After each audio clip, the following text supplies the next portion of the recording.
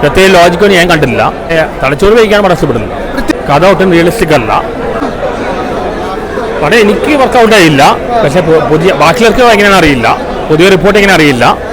പടം തുടങ്ങിയപ്പോൾ ഞാൻ കോമഡിയിൽ എൻജോയ് ചെയ്തു. പക്ഷെ കുറച്ച് കഴിയുമ്പോൾ കോമഡി നിലവാരം താഴ്ന്നു തോന്നി. പ്രത്യേക ലോജിക്കൊന്നും ഞാൻ കണ്ടില്ല. കഥ ഒട്ടും റിയലിസ്റ്റിക് അല്ല. പിന്നെ ബേസിൻ്റെ അഭിനയം പറഞ്ഞാൽ എല്ലാ സിനിമയും സ്ഥിരം ഒരേപോലെയാണ്. കോമഡി മാത്രമേ ചെയ്യുന്നുള്ളൂ, വേറൊന്നും ചെയ്യുന്നില്ല. അഭിനയമൊന്നും കുഴപ്പമില്ല. എങ്കിലും ആരുടെ അഭിനയം കുഴപ്പമില്ല. സ്ക്രിപ്റ്റിനുള്ള കുഴപ്പമുണ്ട്. ഇത് പണ്ട് ഈ മഴ കൊത്തിന് പന്തലും ചെയ്യുന്നു അതുപോലെല്ലാം കാണുകയാണെങ്കിൽ ലോജിക്കലായി കാണുകയാണെങ്കിൽ ഇഷ്ടപ്പെടും. പടം ഓടിയിലായിരിക്കും. പക്ഷേ തലച്ചോറ് വഹിക്കാൻ പടം ഇഷ്ടപ്പെടുന്നില്ല.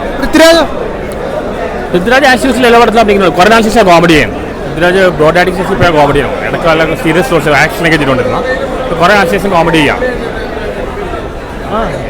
ഞാൻ എൻ്റെ അഭിപ്രായം പറഞ്ഞു.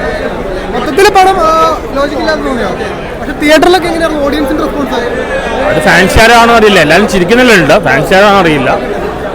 ആദ്യം ഞാൻ കോമഡി എൻജോയ് ചെയ്തു. ആദ്യമല്ല, പക്ഷേ ഒരു സ്റ്റേജ് കഴിഞ്ഞിലേക്ക് ബോഡി നിലവാരം കുറഞ്ഞോളം തോന്നും. ആദ്യം ഞാനും എൻജോയ് ചെയ്തു. കുറേ ചിരിക്കണ്ടായി. One time വാച്ചബിളാണ്. വെറുതെ കണ്ടിരിക്കാം.